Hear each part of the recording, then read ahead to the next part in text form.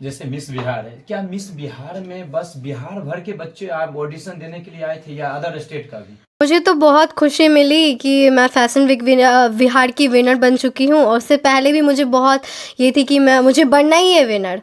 और उसके बाद कम्युनिकेशन स्किल भी बहुत ज़रूरी है और टैलेंट, और बस यही सब बहुत देखा जाता है वहाँ पे। माता पिता आप पे विश्वास करके ऑडिशन देने के लिए कहीं ना कहीं बाहर भेजते हैं इतना कम उम्र में, तो कहीं ना कहीं इतना दिल आप कैसे माता पिता जीत लेते हैं, विश्वास कैसे बनाए रखे हैं? मेरे टैलेंट के पीछे सबसे पहले मेरी माता पिता है, जो कि मेरा बहुत सपोर्ट करते हैं इस फील्ड में जाने से। हम भारतवंशी, आप देख रहे हैं एक नज़र इंडिया। चलिए, अभी हम आ चुके हैं दरभंगा जिला में, फैशन बिग बिहार की विनर बनी है। तो मैंने भाई साहब तुरंत तैयार हुआ और डायरेक्ट ट्रेन पकड़ा और चले आए उनके घर पे, और चलते हैं डायरेक्ट, हम बातें करते हैं, वो मिलाते हैं उस व्यक्ति से जो फैशन वीक बिहार का विनर है। और हम चलते हैं डायरेक्ट। देखिए, ये अपने रूम में कुछ कर रही है। सबसे पहले तो आपका एक नज़र इंडिया में बहुत बहुत स्वागत है। प्रणाम मिथिलावासी, मेरा नाम प्रिया प्रभाकर है और मैं मिस बिहार 2024 की विनर हूँ। चलिए, हमें पता चला, मुझे सोशल मीडिया पे आप काफ़ी तेज़ी से वायरल हो रहे हैं। ये चेहरा हमें पहचान लिए कि ये चेहरा कहीं ना कहीं हम सही जगह आ चुके हैं, कि जो सोशल मीडिया पे ट्रेंड कर रही है कहीं ना कहीं, मतलब वो फैशन वीक बिहार के लेकर सभी न्यूज़ चैनल वाले तुम्हारे बारे में वो चला रहे हैं पूरा लगातार न्यूज़। तो हमें लगा कि कहीं ना कहीं इस बच्चे के टैलेंट को आप लोगों के बीच रखना चाहिए। तो हमने सबसे पहले तो एक नज़र इंडिया में आपका बहुत बहुत स्वागत है। आपका भी स्वागत है। मुझे बहुत अच्छा लगा कि आप अपना कीमती वक्त निकाल के मेरे पास आए और मेरे से बातचीत की। मुझे बहुत अच्छा लगा। Thank you so much.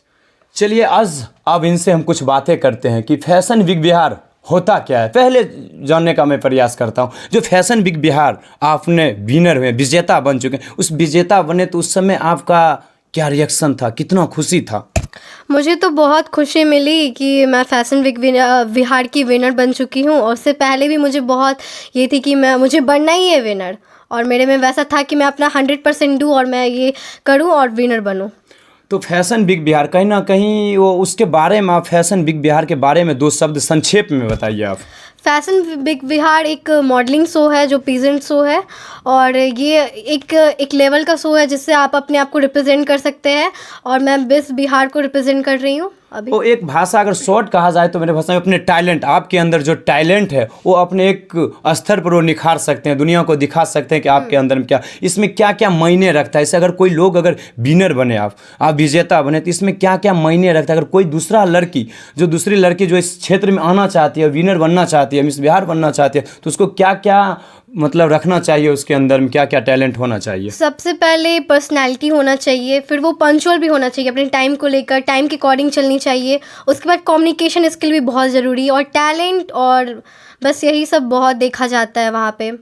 और चलिए, ये जो रूम है आपके रूम में कहीं ना कहीं हमको दिखाई दे रहा है खाली मेडल ही मेडल है चारों तरफ। कहीं ना कहीं इस रूम आपका पर्सनली रूम है ना? हाँ, मेरा पर्सनल तो रूम है। इसमें बहुत सारे मेडल है, बहुत सारे फोटोज है। ये जो इस बार का है ना, हाँ 2000 दिखाने का सर प्रयास कीजिएगा जरा। मिस मिथिलांचल, हाँ, मिशन मिथिलांचल विनर 2024 प्रिया प्रभाकर। ये जो फोटो में आप लोग को दिखाई दे रही है वही है अभी रियल में जो ये बहुत सारे जो मेडल है, बहुत सारे जो पुरस्कार है, इनको कहीं ना कहीं किस क्षेत्र में दिया गया है। बहुत सारे स्कूल का भी है सर्टिफिकेट। तो ये पूरा रूम का मैं दिखाने का थोड़ा प्रयास करूंगा कि चारों तरफ कहीं ना कहीं देखा जाए तो बहुत सारे मेडल है। हमें लग रहा है कि बचपन से ही इस क्षेत्र में ये मैं जानने का प्रयास करता हूं कि ये जो इतना सारा मेडल है तो ये कहाँ से, ये सब आपको यही क्षेत्र का मेडल? बैठ जाइए आप। ये इस क्षेत्र का भी मेडल है और मैं पढ़ाई में भी बहुत अच्छी हूँ। पढ़ाई से लेकर डांसिंग, ये सब लाइफस्टाइल मेरा है। कभी आप स्कूल में कभी आप अपने फर्स्ट रैंक लाए हैं? हाँ, स्कूल में भी मैं फर्स्ट रैंक बहुत बार लाई हूँ।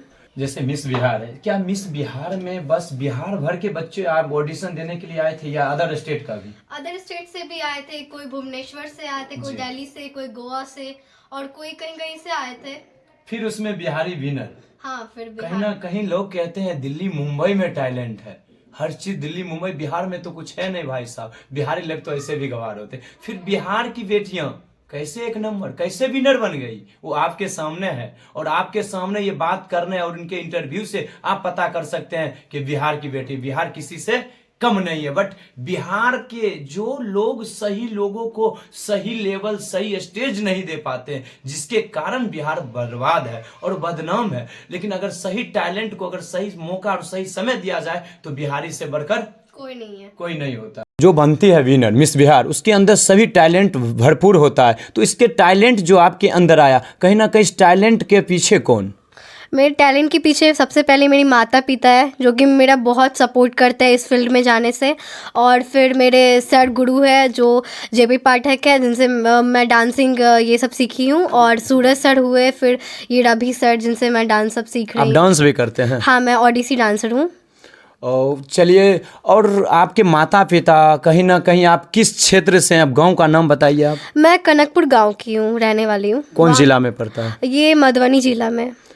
चलिए, और जो लड़की, जो जिनके माता पिता पेरेंट्स जो इस क्षेत्र में नहीं आना मतलब नहीं आने के लिए देते हैं वो अपने बेटी को, क्योंकि बेटा को तो ज़्यादा लोग छूट नहीं दे पाते हैं, और बात रह गई बेटी को तो घर से बाहर तक भी नहीं निकलने देती है। फिर भी आपके माता पिता आप पे विश्वास करके ऑडिशन देने के लिए कहीं ना कहीं बाहर भेजते हैं इतना कम उम्र में।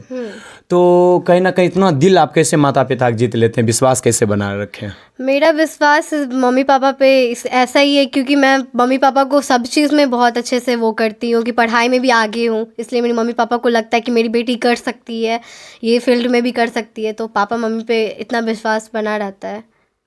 लोग कहीं ना कहीं कहते हैं अगर फ़ोन रहता है तो फ़ोन के बदौलत सब चीज़ करते हैं, लेकिन मैं इस बात करता हूं कि इनके पास अभी तक एक फ़ोन भी नहीं है। मुझे पता चला, नहीं को बहुत सारे लड़की की आदत रहता है, कोई भी सेलिब्रिटी का थोड़ा कुछ छोटा सा भी बन जाए ना, तो अपने हाथ में एक फ़ोन रखे रहती है ना, कुछ तो आईफोन जरूर रहता है भाई साहब इनके हाथ में। मुझे लगा कि कहीं ना कहीं, तब से तो देख रहे हैं इंटरव्यू दे रही है, इसके हाथ में कोई फ़ोन सा है नहीं तो बहुत सारे स्टाइल के लिए भी फ़ोन अच्छा खासा रखे रहती है, लेकिन आपके पास फ़ोन नहीं है, आप तो नहीं रखे? नहीं, मेरे पास फ़ोन है, लेकिन एज अ लिमिट में मेरे पापा मम्मी यूज़ करने देते हैं। जैसे कि पढ़ाई का हुआ तो तभी यूज़ करने दी जाए, तो मॉडलिंग फील्ड में कुछ आता है नोटिफिकेशन, तभी मेरी मम्मी पापा ही।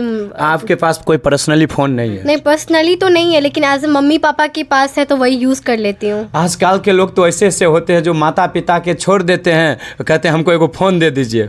माता कह देते पापा चले जाइए आप कमाने बाहर, आप हमें एक फ़ोन दे दीजिए। तो आप कहीं ना कहीं फ़ोन से ज़्यादा प्यार नहीं करते, फ़ोन से कोई लगाव उतना नहीं है? फ़ोन से उतना नहीं है, मुझे अपने गोल पे ज़्यादा है। तो आपका क्या हॉबी है, आगे क्या बनना है? और मुझे आगे, मेरे मम्मी पापा क्या है कि मेरी बेटी डॉक्टर भी बने, तो मुझे अलग साइड से, तो मैं अदर एक्टिविटीज़ से तो मॉडलिंग का भी आगे लेके जाना है, और साइड से पढ़ाई को भी आगे करना है, क्योंकि अगर मॉडलिंग फील्ड में मैं आगे नहीं जा पाई तो पढ़ाई रहेगा तो सपोर्ट तो मिलेगा ही पेरेंट्स को। अभी सोशल मीडिया पर बस जिधर